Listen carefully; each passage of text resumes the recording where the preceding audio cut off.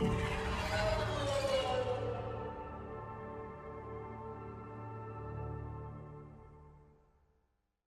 Apex Agents, it's Mobius. Why here with another video for Mass Effect Andromeda's multiplayer. So today we're doing another character guide, or a character build guide I should say. So this first video is where we go over the equipment and the skills allocated to the character self, and the second video is simply a video of a single game on gold difficulty, showing how you incorporate these skills and equipment to use this character effectively. So today we're taking a look at the Human Male Adept. And in this video, as I said, we're going to go over the skills and equipment. If you want to see the gameplay, the link is in the description below for the accompanying video, where it features strictly gold gameplay. So the Human Male Adept, or in this case just the Human Adept, I have the male selected here because he's the only one of the two that I have to level 20. It's a very powerful character, but unfortunately it does get overlooked quite a bit because early on when you're in the low levels up until about level 14 or 15 or so, the Human Adept is kind of lackluster. Their power doesn't really go up until you get them with 3 or 4 skills fully maxed out. So, and that's when their power increases exponentially, being able to combine multiple skills together. So that requires having all the character cards so that you have the maximum amount of bonus skill points from all the character cards, as well as having, as I said, 2 or 3, possibly even 4 skills maxed out by getting them up to the higher levels, such as levels 15 or higher, anywhere between 15 and 20.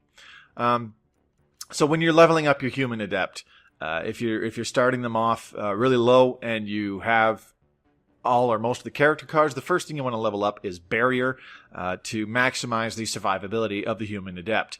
They are a fairly squishy character, but in order to compensate for that, you do want to maximize the Barrier skill as much as possible. The second skill I would recommend leveling up is Shockwave. Shockwave is your go-to detonator on the Human Adept, and it's very important that in order to maximize your crowd control and multi-combo capabilities, you want to have your detonator on the lowest possible cooldown sooner than you have your primers on low cooldowns.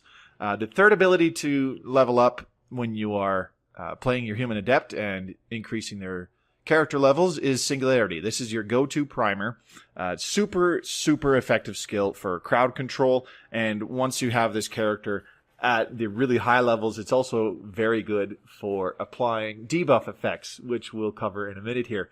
And the fourth skill that you want to level up is honestly personal preference. You can go with Pull if you want to maximize the capabilities of having a second primer with a low cooldown, or you can maximize your offensive biotics to make use of the increased power and force and the additional weapon damage that you get from it, as well as the additional reduction on power recharge speeds. Most importantly, the expose effect, which basically debuffs any enemies that are being affected by your biotic abilities. That's actually really important. So you could go with offensive biotics 4th and do Pull as your last skill, or do Pull as your 4th if you want to have another really good priming ability to detonate with Shockwave, and then do offensive biotics last, which gives a global, what's the word I'm looking for?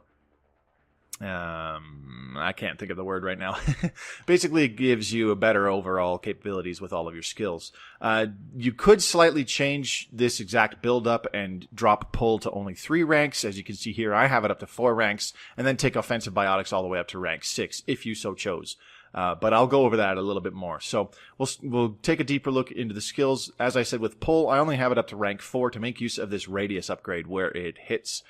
It has a 4-meter radius, so anything within an 8-meter diameter, basically. So the impact point, aka the enemy that you are targeting, any other enemies within a 4-meter radius, it will also affect 2 more of them. So this can be simply for additional crowd control, where you need to throw a pull out to stagger a shielded enemy, and he's got 2 other enemies right next to him. Well, if they're unshielded, it will pull them up into the air, priming them for a detonation, or if they're also shielded, it will stagger them as well. So this just gives you really excellent additional crowd control. And Pull is on a very, very short cooldown. The stock recharge speed is 8 seconds, but the first upgrade reduces that by 30%, which is super awesome. That takes off a good 2 or 3 seconds. And then the additional cooldown reductions with the equipment, as well as the cooldown reduction, the global cooldown reduction in offensive biotics, it reduces the recharge down to a good 4 seconds or so. So pull is on a very low cooldown on its own.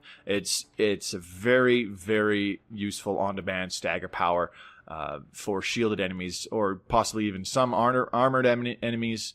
When you hit them with a pull, they'll also be staggered sometimes. Singularity. This is your go-to primer. This is what gives the Human Adept really, really awesome crowd control, as well as debuffing effects. So taking it all the way up to rank 6, obviously, the base radius and duration is 3 meters and 8 seconds respectively, and it has a long cooldown of 20 seconds. So the first upgrade, where it reduces it by 10% recharge speed, that'll take off 2 seconds, and you get an additional damage per second of 40%. So you're getting more like 50 damage per second once you get Singularity all the way up to rank 3. So at rank 4, definitely go with the radius upgrade, so that you have the capability of sucking in more enemies. Gives you 25% radius, extra radius, so about 4 meters, not quite. Rank 5, obviously you want to go with the additional recharge speed, because the recharge on this is really bad, so you want the additional 40% recharge speed, which should take off about 8 seconds on the recharge speed. That's huge. So combined with the rank 2 recharge speed reduction, you should have it down to about a 10-second recharge speed on its own. Now at rank 6, you've got expanding singularity, where the radius expands by 200% over the singularity's lifetime. So it's expanding by an additional 6 meters or so over the duration of 8 seconds. So it could swallow in more enemies.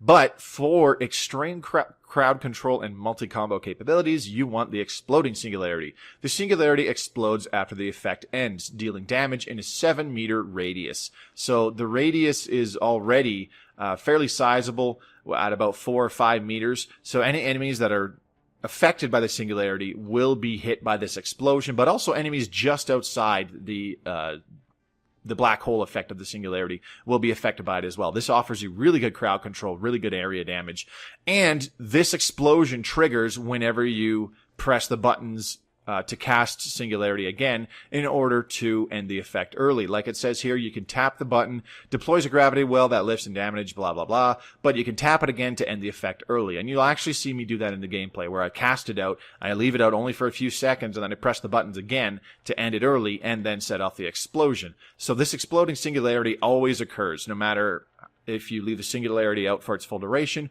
or if you end it early. Very awesome for maximum crowd control capabilities.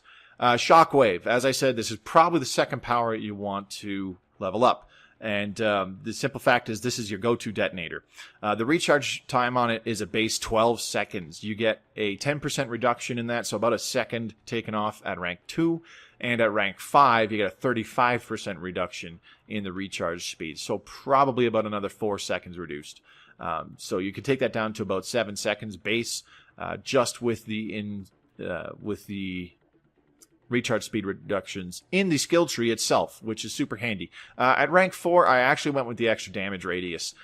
It's extremely handy because you don't have to be as precise with casting your shockwave on enemies that you have pulled in the air.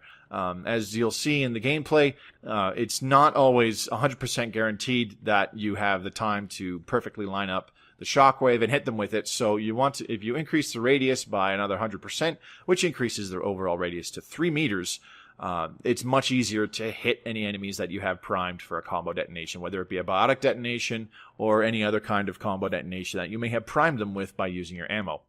Offensive biotics. This you can take up to rank 5, but if you drop pull to rank 3 and dispense with the radius increase on pull, you can take offensive biotics all the way up to rank 6 if you so chose.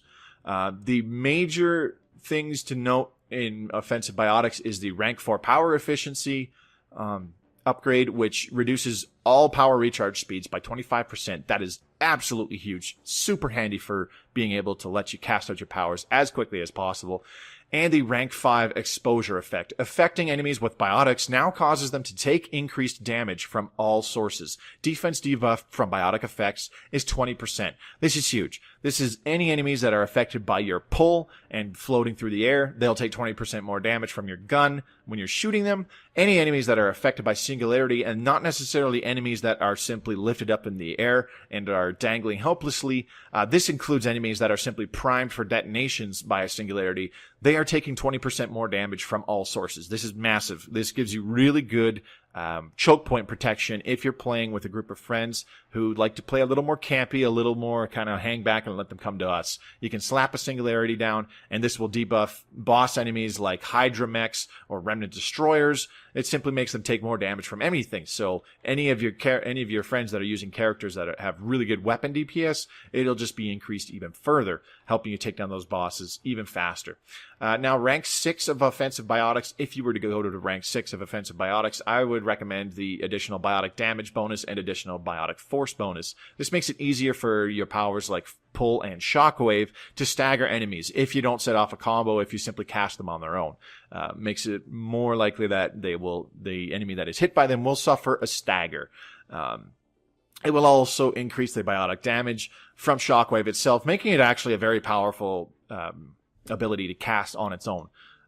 However, that's not how I built this character. And barrier, as I said, this is the first skill you want to rank up to 6 all the way, giving you maximum durability and survivability capabilities. At rank 4, this is kind of your choice, but I went with the extra 30% max shields as opposed to the plus 30% health and shield regen delay reduction and plus 30% shield regeneration. I like the additional maximum shields because the overall maximum shields that you recover from saving barrier at rank 6 is simply more.